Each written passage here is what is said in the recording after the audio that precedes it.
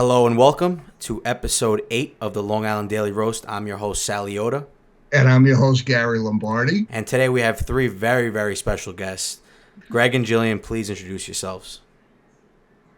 Hi. Yes, I'm Greg Mehrhoff, State Farm agent. This is my wonderful wife, Jill, who I'm sure can introduce herself, and our son, Logan. What's up, Logan? Great. Yeah, it's awesome. So tell us a little bit about how you guys met. Oh, gosh. So, I mean, the truth is we met on a dating website. We met on Match.com. So that was like... My first ever Match.com date. One time's a charm. Wow.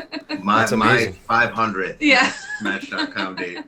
So, we connected right away, and the balance that we had between each other was pretty evident. I think that I was pretty high energy and was in the midst of not like changing jobs, but like building this career that we're eventually in now. And our balance was just phenomenal. Like you just knew that it was like a puzzle kind of coming together. That's amazing because Gary, we actually did a podcast on pretty much picking the right partner and, pretty much how to tell if someone's genuine, who's the right person to go in business with. And we always say me and Gary just met maybe 8 weeks ago.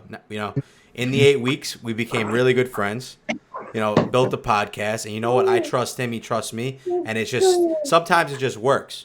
Right. Natural.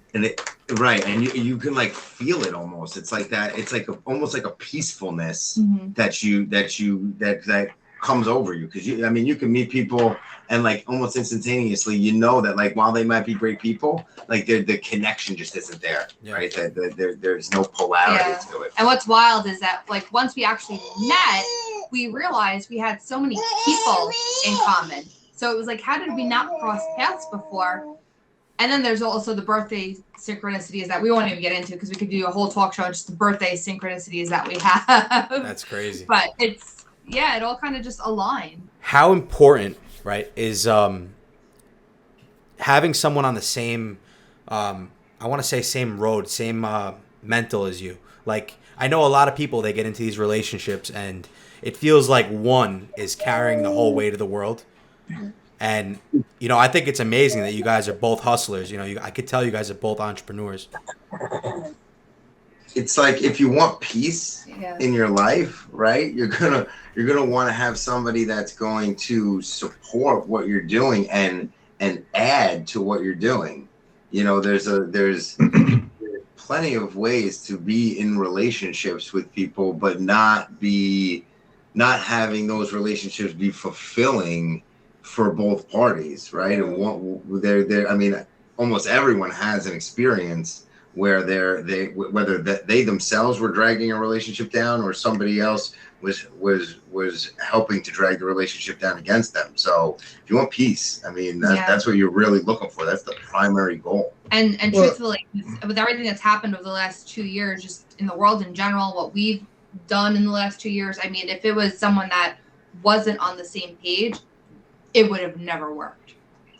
Of course. Yeah. How's the workspace between you two?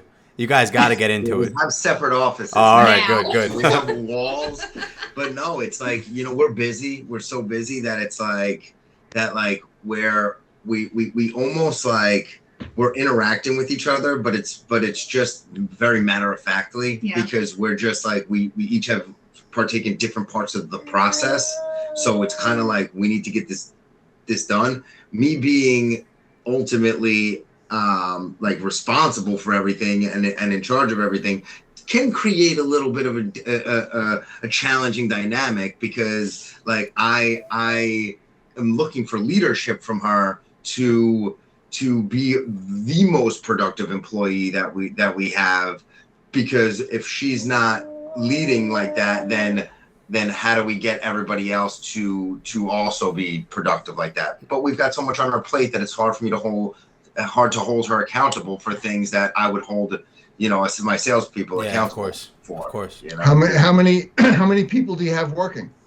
So we've gone through a couple. Right now we have one other person, and we're onboarding another one next week. We've gone through like 5 people. It's a tough for everyone. And it's part of the reason that we recently changed our location. Right, we moved from Montauk Highway and Station Road in Bellport, and we moved down more closer to Bellport Village, which changes the dynamic of our ability to actually recruit the right type of person. Yeah, of course. We're in a real tough neighborhood. I've heard a lot about that. Like the co-working spaces are really taking a hit right now. It's hard to find people who want to work. We're competing basically against the Department of Labor right now on unemployment. So, stay home, collect a check, or get up and go to work. That's kind of what we're competing against right now. And then we're also asking people to be in the office, right? Because we're a new business. Mm-hmm. So until we create our processes and define our workflows, it's really hard to have somebody that's going to be able to work from home. Yeah. Like, can you function working from home and making whatever amount of sales that you need to make and making 50 dials per day? Yeah, you can do it from home as long as you have that quiet space, but are you going to be able to integrate into the structure and the processes that we're trying to do when we're not sitting next to each other asking these important questions about how we're going to create these processes? Because we're building that's the thing, is that we're building these processes out from scratch. Like State Farm gives us guidance on like what other successful agents have done, but ultimately they're hands off on the business itself. And I think that's why the State Farm model works and why it's so effective, because each individual agent can run his or her business the way that they want to. Yeah, right? Everyone's like a subcontractor.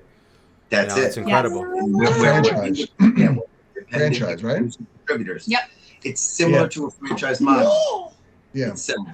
So what did you guys do before you got into the insurance business together? So I was in banking prior to this, and then I went through a journey where I was like, banking, if you're familiar with the industry at all, there's a lot of consolidation that's happening and has been happening for the better part of like the last 2 decades. So every bank that you go to is basically like merging with another, and they're because automation is taking charge, right? 1,000,000%. And he hates automation apparently. But as it should, right? Who the heck wants to have to go to the bank to be able to do things? Right. Everything should be able to be done at the tip of your fingertips on your phone, and that's natural. So why should the banks be paying for the full salary plus benefits of a staff that's really not as necessary as they were? So they definitely consolidated. Yeah. So then, and Jillian, what about you? So I was doing corporate HR actually for about 10 years. And I love it. I still love it. And I bring my skill set here to running the office and managing the office. But a lot of what was happening is Greg was starting this venture, and, I would work and then he'd work and then we'd come home, and then it was, helping him build the business, helping him plan the business out, using my HR skills. And it just got to the point where I was like, I'm working 2 jobs right now. Yeah. So, at the end of the day, it's, for me, the priority is building the family business, having a legacy for Logan, of course, helping my husband succeed. So here I am. And this is the balance that I spoke about, right? Like my weakness is her strength. Like I didn't have any experience in running a business and in employing people and managing and coaching and developing. That wasn't my skill set, and there was no need for me to go in to try to teach myself that skill set when I have somebody that is exceptionally qualified in that space, that was work, that has that work ethic that I needed in an employee. And there was no better way to do it than for us to just jump out of what we were doing and jump right into this. And we're all in. So how long has the agency been open? Sorry. That's all right. Easy, buddy. Sorry. How long has the agency been open? So since August, so August 1st, 2021, I was in like a State Farm training program. Basically, it's going on about a year now to date. So yeah, we've been open for 6 months. We've been doing really well, but there's a huge gap that we need to close when it comes to information on how to run an insurance agency, and also since we both coming from outside of State Farm, like how to operate within State Farm. So I mean, it's a tremendous amount of work that we're putting in. Not to mention having this little guy and the dog and the cat that we our chief marketing officer. So you've been doing it now for 2 years, right? So I've been in this for a full year. State Farm puts you through like a rigorous 5-month training program to make sure that you're able to actually deliver. Right. Qualified so an agent. If you don't complete the program, essentially, like they're not going to let you open the agency. So you have to do that. You get product knowledge, you get coaching and development knowledge, you have time to find the space that we had to lease. We had to set up the business entity. I mean, all of the things that go along with starting your own business. And they're paying you and training you while you're doing that, and then giving you coaching and development along the way. So really phenomenal company. Go ahead, Gary. And you also then, while you were doing this, kept your other job, the banking job. So no, we were on maternity leave. when you have licensing, you can't overlap. So I hold some securities licenses, so there could never be overlap. We were blessed with the fact that coming from banking, I worked for HSBC, was from a benefit perspective was an exceptional company. So I knew that I was going to have this paternity leave or parental leave once he was born. He came a little early, but so that parental leave basically coincided with the start of the State Farm program. So it really, from a timing perspective, it was like incredible. Speaking about timing, I got to say, it's anybody I speak to that's gotten into business over the last 2 years, it's extremely admirable. I started my marketing company early last year. And you know what? Every business owner that went through that, you know, it's tell us about some of the, you know, the as far as COVID and the pandemic, you know, the whole car industry too is all the housing market. How is that affecting you guys as far as business? So like, I mean, COVID obviously has had so much of an impact across every single platform and every single company. We kind of came in at the tail end of it, but it was really instrumental. I'll let Jill talk about it, in her decision to leave one of the companies that she was at because of some of the mandates and some of the things that they wanted HR to implement throughout the company. And it just didn't align with some of the things that we believed in and we still believe in. And that's really, I'll let Jill kind of touch on that. Yeah. So, I mean, being in corporate HR, obviously, you know, there was rollouts of, you know, depending on the size of the company, they were trying to do this whole OSHA thing with requiring vaccinations for, I think it was companies of 100 or more employees, and that ended up not happening. But in the HR world, you know, once it starts to come out, it's okay, stop, drop, and roll, create the policies, create the plan. And that was difficult for me.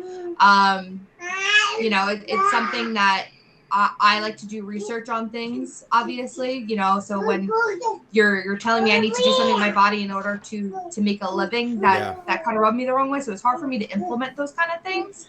And then, you know, as far as, you know, how it affected this business in particular, I mean, we touched upon it a little bit, is, you know, finding employees, finding people to come work right now. You know, the salary requirements that people are looking for, right in the door without any experience, that's a little difficult too. Bonuses that I had to pay just to get people to start incentivize working. People, right? Yeah. So we have to put a lot of money out just to incentivize people to come on board. You know, Greg's training, normally his training would have been in person. All of it was remote. Yeah. No travel. So So definitely different, you know. And I'm curious, Jillian and Greg, was there a difference with throughout the 2 years of the year and the pandemic and all the challenges that come along with it? Was there a difference in your clientele? Was there some kind of trend in the insurance business? Were people how they wanted to take out policies or not? Well, that's a good question. So there's like those scenarios haven't really hit the insurance industry yet, where we lag behind. But what you're gonna see, right, is the housing market obviously exploded, so prices went way up. So in turn, what that's going to do is going to drive up the coverage that's needed in case the home has a total loss. So that's going to drive up rates overall. So those are, COVID is a leading indicator. These rate increases are going to be a lagging indicator of how business is going to go, right? And like during when we started, rates have been really at historic lows, and in the country overall, from an investment and a banking perspective, rates have been at historic lows. As rates tick up and inflation rises, I mean, all of this stuff is going to impact your insurance rates and your investment portfolios and all and everything like that. So that's coming. That's not here yet. We're not seeing that quite yet, but going into we're in the first quarter of 2022. Going into the second and the third quarter, you can expect to see large increases in your insurance rates across the platform. And now without getting into the politics of it, and now we're facing more economical challenges that not directly related to COVID, that inflation and prices just off the wall. And like that's been something that's been a long time coming, right? If you look at the valuation of the dollar and the currency and the amount of currency in circulation, that's been something that has been, we've stimulated our way out of trouble many times, right? Under whichever political regime you want to talk about, they all have stimulated the economy using fiat currency and printing money. Eventually that stuff comes home to roost. And when you have a phase like we have now, which is almost like I've never seen in my lifetime of still high unemployment with rising prices, like that's a really scary place to be, because normally you need full employment and rising wages to drive these rising prices. So and I mean there's a distinct reflection in my wallet. I mean, I see when I buy groceries, gas, just basic living, and everybody's looking for an increase. It's like, I can add a couple $100 to the end of the month, on extra costs. It's just affecting everyone. 100%. On top of what's happened in the last couple of years, 100%, and that like you everyone can absorb it in the first few months that happens. Because you run a little bit behind. It's month 5, month 6, month 7 that it really starts to have this this very challenging effect. And we haven't seen. We don't know the extent of it yet. Where it lags behind. You know what? When you talk, and I'll leave it at this last point with that. When you talk about, I've listened to people that they have to go to work, and to fill their vehicle with $70, $80 twice a week, and it's not far-fetched at $5, $6, approaching $7 a gallon. So it's really very, very difficult. Yeah. And coming on the heels of the fact that everybody either wasn't working, or if they were working from home and they didn't even have that expense. Right. This affects the psychology of the employee, and you could get really deep with this, to be honest, about like how the spirit of the employee and the employer relationship is just, nobody knows their role. And you can pivot that back to relationships, right? If everyone, if in a marriage, and I'm by no means an expert, we've only been doing this for a year and change, right? But like, if roles are clearly defined and everyone knows what they're good at, and you let someone lead in what they're good at, you're going to have more success. I said that with Sal, right? I said, because I've had partners before in different businesses, and I said to Sal, one of the factors of being successful was that, as a partner, you not to have your ego involved that you need to do it, but whoever does it, some people do things better. HR, you came from banking, so you were more structured and mechanical. She was more open and the resources and a different way of functioning. But together, if you really utilize each other's talents, makes a great team. And like with Sal, he's great in a lot of ways that I'm not, and we're also similar in a lot of ways. So it's a great combination. And that's the key. It's the balance. That's the key. The balance, and then also the partnership and the similarities that allow you to bond. No, of course. And that's what you're looking. One of the greatest challenges that we have in the office is trying to find not like the most talented team member, right? But the most talented team member for us, right? Who's going to be able to adapt into our culture and building that culture, right? And in this environment, with there's some polarizing things going on in the world. It's not easy to do, and we've already ran into multiple issues in regards to some of that stuff. So it's a very delicate, evolving thing that like it's never stable. You're always trying to tweak it and turn it and maintain it and make sure that everyone is kind of on the same page, and you can create that synergy within the team, because that's the key. Now, with your sales reps in particular, how are some of the ways you guys are generating leads? Like, are you guys like, what kind of marketing you guys doing? So we go on podcasts and we talk about our life. No, there's so many different ways, right? It's like all companies. He is our marketing at the end of the day. You want to have as many legs of marketing as you possibly can. You got to give Logan business cards and start running around the city.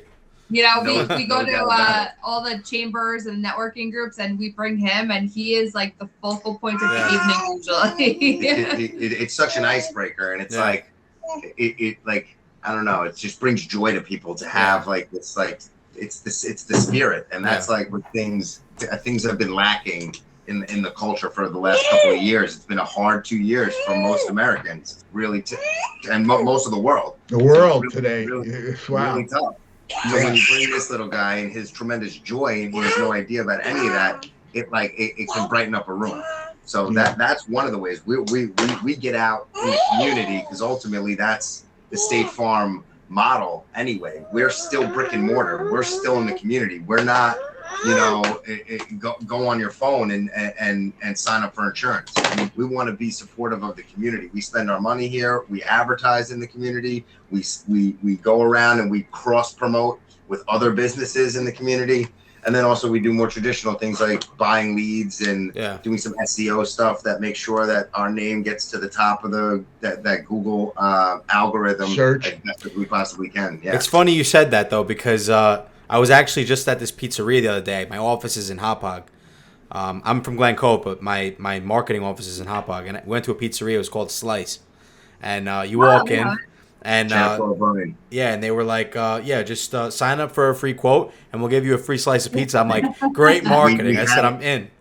Yeah, probably Jennifer O'Brien. Maybe. I was going to take her card, but I actually got into an argument with one of the State Farms that I was with. So I don't doubt it. I don't doubt it. And that's kind of that's the thing about it too, is like we have the wonderful opportunity to have State Farm for the everyone knows the name, right? We've been around for 100 years. We have that brand name, that's all well and good. But the beauty is that each agency is run differently. Yeah. So, we got a Google review, I think last week. Basically, someone was just so happy because, we treated their son as if it was our son. And, we talked to them after hours. And, like, to me, that's the best compliment you can get, that someone felt like they were being treated like family. That's really what this is about for us. I have to say though, Jill, you guys really opened up my eyes, because I didn't know that. I thought you guys were all State Farm reps and it was all corporate. It's a lot more personal now that I know about it. So I think twice before I go and judge another State Farm. That's the model. Well, right? now you come to us. Yeah. they would love to have it to be like a franchise, like your traditional McDonald's, where everybody serves the same burger. We all have the same products. There's no Rogers rate, but there's a difference in the culture of the office that you're going to, and who the leadership is, and how we're really like servants of the community. Like, no one loves insurance. No one's like, oh my God, I can't wait to like review my insurance with you. Sure. Right. Yep. So, and it's a pain in the neck. It's like, you got to go through, you got to pull out your deck page. You got to like go through it. Nobody wants to. So we try to be as hands-on as we possibly can and take all the work out of it and reduce the friction. Which is very important, for a business, and let your clients feel at ease, and you would enlighten them and make it easy, because it is difficult to read policies and understand the business and not being in the business. You'd be surprised when I do a quote with someone and I say to them, all right, let's go over all these different limits. Has anyone gone over what all of these different things mean that you're paying for? Oh, they don't even know. They have no idea. No, most people do not. They could be charging you for a car wash. You have no idea. Yeah. And honestly, a lot of people are like underinsured for being in Long Island. So it's kind of scary. That's the fear you have. Yes, it's a problem. Exactly. Until they get sued. You know what? Yeah. That's a concern, and I periodically call up and go, let's just review this thing, and and I want to make sure that I'm safe, and you don't know what you miss. And then you want to shop it, and I even encourage my own clients to shop us. I'll help you shop, because you want to keep every company honest, right? Like the thing that we see the most is, like, if you've been with one company for 15 years, we're almost definitely going to beat your rate, because they've been just slowly ticking you up here and there. And what value are you getting out of it? I believe that, and I've been with the company now 15 years, and that's exactly the case. So I may be calling you. I was with mine. I was with mine for 3 years. We got news that the baby was on the way, so we had to go and get another car. So we got a BMW truck, right? It was an X3, brand new truck. State Farm's, as I've had my other BMW on State Farm. All my other cars have been through State Farm. And what had happened was, the agency that I was with sold to another agency. So it wasn't like Mary Schaefer was, turned into somebody else. So what had happened was, they didn't tell me that my agent wasn't there anymore. So my agent had all the information about my vehicles and all that stuff. So it turns out, when I got the BMW truck, I didn't bring it to get a picture inspection. So, when you get a car, though, you can't walk out unless it's fully covered. Yeah. Right. So it was fully covered for 3 months. Then I saw my insurance rate go from $650 a month to $350 a month. So I'm thinking, oh, wow, I haven't gotten into an accident. I'm getting a better deal. Right? I had no idea. So I didn't receive a phone call or anything. And then turns out the car was it was just a liability. So, you weren't being covered for physical damage. Honestly, we won't let you go that far. When we talk about processes that we have to create here, like that right there is the top of the list. Yeah. Like, we go through so many challenges, and I call them like pain points with, like, if you're switching to us, I will not help you cancel your existing coverage until you have gotten that photo inspection completed. Because the last thing that I want to have happen to someone that just came over to us is that they let that slip through the cracks. It slipped through the cracks for us. Now you have no coverage, and God forbid something happens. Well, God forbid. You know what happened? Remember that day the blizzard came a couple weeks ago? Maybe a month ago? Yeah. I'm driving down because there was no delivery drivers, and I had to go pick up formula. Going down the street, car went sideways, crashed right into a curb, blew the whole front end. So I'm thinking, oh, thank God I have insurance. Here I am filing the claim. I'm not even covered. So let me ask this question. I'm curious now. Yeah. Correct. Yeah. What is this called? I mean, maybe I'm lapsed in this area myself. I'm actually thinking of that. So basically, if you switch your insurance or you get a new vehicle that's not a brand new car, the insurance company is going to need to know the current condition of the vehicle, right? So my car is leased. My car is leased. If you bought it brand new, or if you leased it brand new, which I'm sure you did because that's Right. how leasing works. Right. You can just send over that leasing agreement to the insurance company and they treat it brand new. It's a lot easier. You don't need a photo inspection. It was just MSR. It was just on an MSO. Now it has a title. They know that it hasn't been driven, right? They know that it's in. See, my car was brand new too, and I sent them over the leasing agreement. That's all they should have needed. They shouldn't have needed a photo inspection. It's the window sticker and the leasing agreement. Yeah. You know, but I didn't touch anything. I was at the dealership. I turned in my other car. I picked this up. They filled out the forms. They send it. They send me on my way.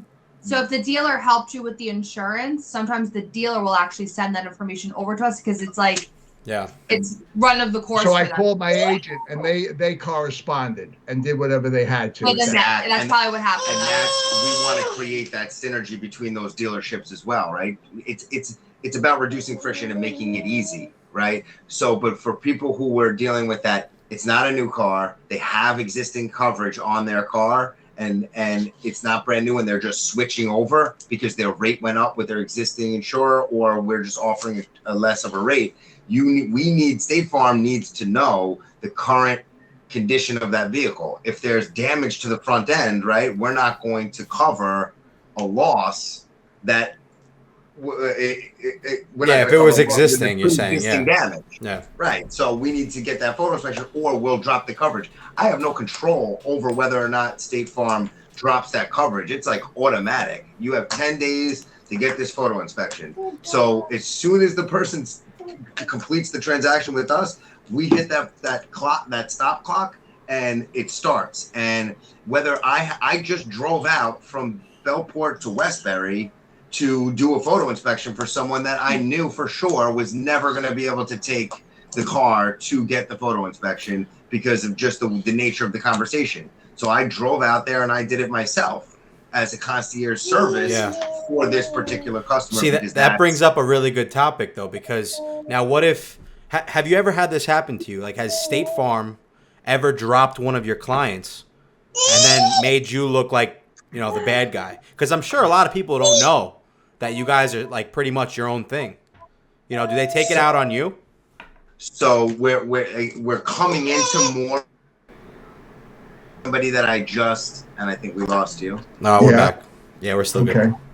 Okay. I had somebody that I like occasionally will do like the quote for them, and then for whatever reason the rate will go up, right? And like in 6 months the rate will rise. Where State Farm won't drop you particularly, but the rate will rise. So like we have to have that conversation around why the rate rose. Sometimes we don't even know. We can try to get on the phone with underwriting and spend an hour and a half going back and forth about what caused this rate to rise, but sometimes we don't know, and sometimes State Farm doesn't know. So we have to continue to show value if we want to retain that customer. Of course. So then my question becomes now, what is your what sets you separate from other agencies, and what is your key to success? What are you looking to? What are you offering that others do not? You know, that people would want to come to you.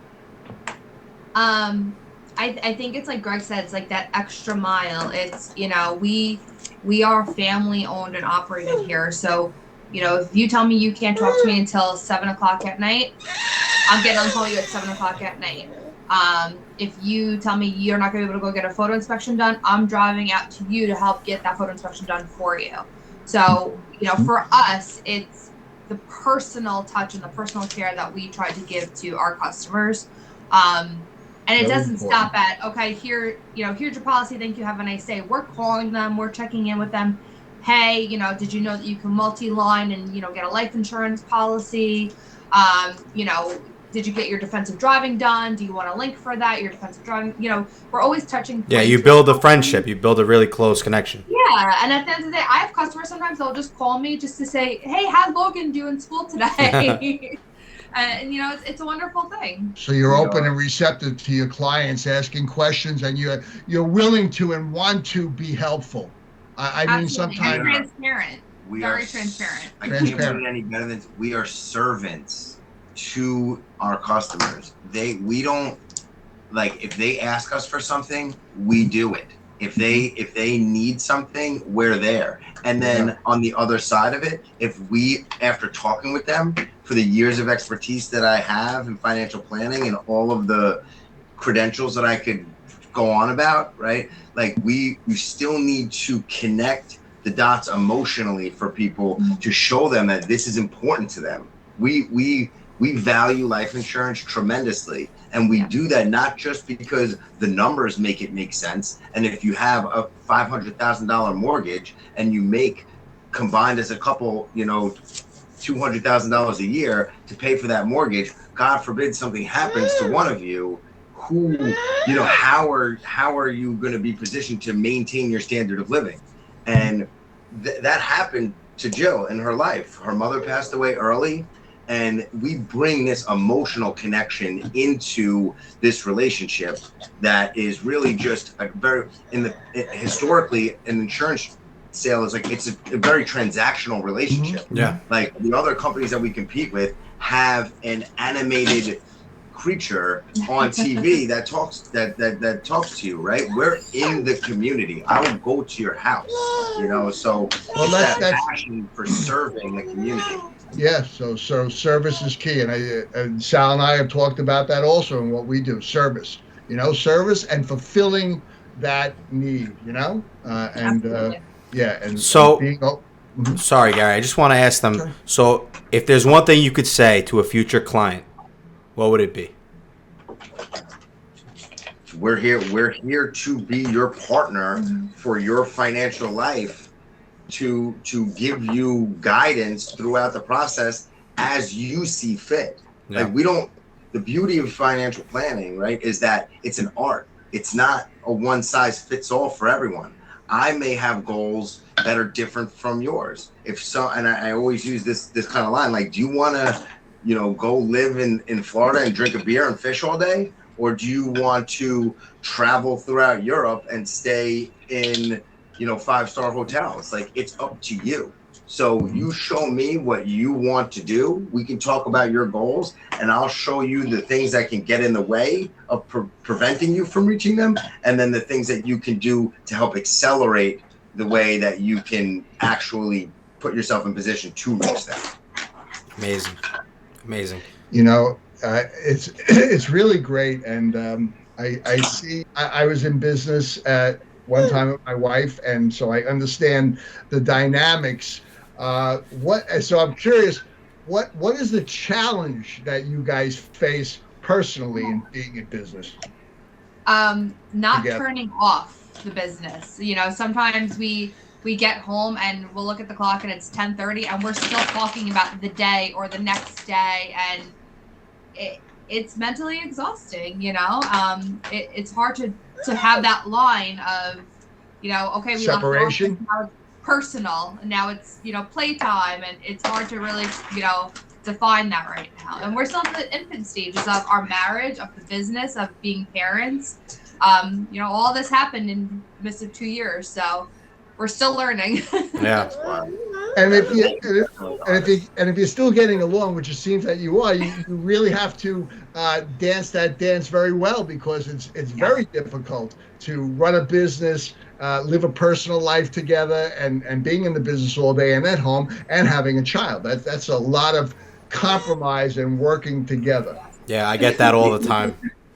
All the time. It just like all goes. It's like a whirlwind almost, but it's like a dance. It all goes hand in hand. It's like we have a dog too that like you can't. The hardest thing that we have to do structurally and process wise is figure out who's going to leave the office to go pick up Logan, but you can't walk the dog with the baby.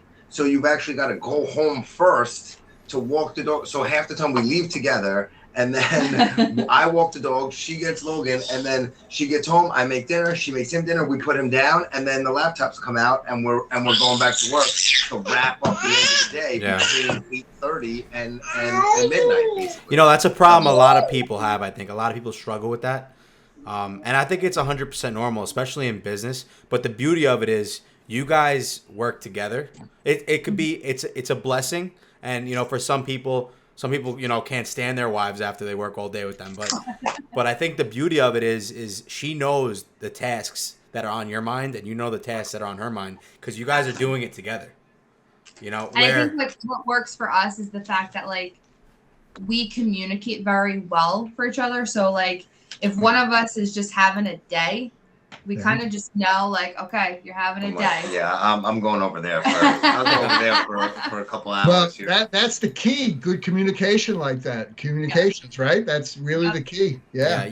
There's so many times when like your schedules, you'll have those weeks where your schedule is like, I don't even know how I could finish this work. There's not enough time in the week to get this done. Every week. And then you come home, like this is me, for instance. I'll just tell you, I come home and my girlfriend doesn't even believe me. She's like, how is it possible that you get up this early, you come home this late, and you still have something to do? It's the nature of it. So because you can't turn it off, right? I mean, that's really what it boils down to. It's like, because that's the hardest thing is like, and no matter how many hours you put in each day, you're never gonna finish the task, right? It's always spilling over to the next day, to the next month, to the next year. So like, you've got to just shut it down at some point and say, I did enough today. You know what it is? I think people want to just finish. People have this urgency to like get it done. Yeah, all of corporate America, right? Yeah. Like as soon as the clock strikes 5 o'clock or 6 o'clock, it's like, okay, like it's over for the day. Like I had that with banking, and I would go home, and there would be a part of me that's like, I have no idea what to even do right now, because the only other like idle time can be spent pretty negatively. Yeah. So like I was driven to a point where I wanted to make sure that I was being productive for as many hours in the day that I can. But like, how many books can you read, and how many like motivational YouTube videos can you listen to? I can only listen to Gary Vee's podcast, once a day or at most, right? So like, you got to start watching Joe Rogan. That'll open your mind up. I mean, Rogan's amazing. I love Joe Rogan. And like the fact that he can go for 3 hours is I don't know how. Yeah, it's incredible. It's probably the bourbon. It's probably the bourbon.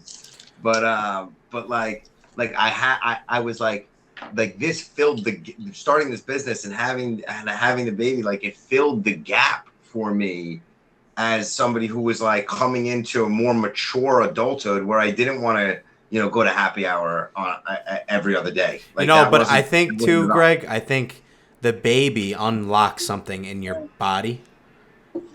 From the day I saw my daughter, after that day I shed the most tears I ever shed in my life. But the day after that, I swore to myself that I would never put my daughter in a position, to fail. And, you're going to do anything you can. And that's obviously like, there's nothing more rewarding, right, than coming home and after a hard day and like having this smiling face that just is like, just so joyful and full of positive energy. Yeah. Mm-hmm. So one more question before we go into closing this podcast. If you could say one thing to a small business owner or an entrepreneur wanting to get started, what would it be? Just, when it gets hard, you just keep going, keep persevering. There's light at the end of the tunnel. And, just when you think you've reached your goal, you gotta reach a little further. You just keep climbing. Yeah. I agree with that. I would say before you started is to prepare yourself from a stamina perspective. Get your mind right, get your body right, and get your spirit and your soul right to be prepared to put your life and your energies into one thing, and make sure that it's something that you love doing. If you don't love doing it, then in my estimation, it's never going to work. You have to be really passionate about it. Amazing. And I hear you. You're so right. Yeah. How can our audience reach you? How can they get in contact with you guys? And most importantly, I guess, where is the agency located one more time? And for all the audience who's listening, all their information will be linked in the description below. So if you want to get in contact with their agency, anything from address, phone number, Jill and Greg's direct lines, they'll all be linked down below. Yep. Yeah, that's great. So we're at 10 Station Court in Bellport, New York. Phone number at the office is 631-869-4111. You can follow me on Instagram at InsureWithJill. And our website is www.planitinsurance.com. Amazing. Thank you guys so much for coming on the podcast. Thank you. We really enjoyed this conversation. It was great. Yeah, Awesome. thank you guys. We really Thank appreciate you so it. much. That's All right. great. Yeah, you guys were great. We definitely love to have you guys on again. So Yeah, keep absolutely. in touch. Anytime. And you know, reach out to us. We'd like to know if you got a response from this and what kind of response. You know? Yeah. Stay in touch. Absolutely. Because Yeah. we'll do it again. You guys have a great electricity. Yeah, so very great. I think No, and it's because of what you guys were able to bring out in our show, so we appreciate it. Thank you. Thank you Yeah, so thanks much. for giving us the opportunity. No, of course. Logan, you want to sign us off? Say bye. Bye, guys. Thank you guys for tuning in to the Long Island Daily Roast. I'm your host, Sally Yoda. And I'm your host, Gary Lombardi. And you guys have a great day. You too. Stay well. Bye. Bye.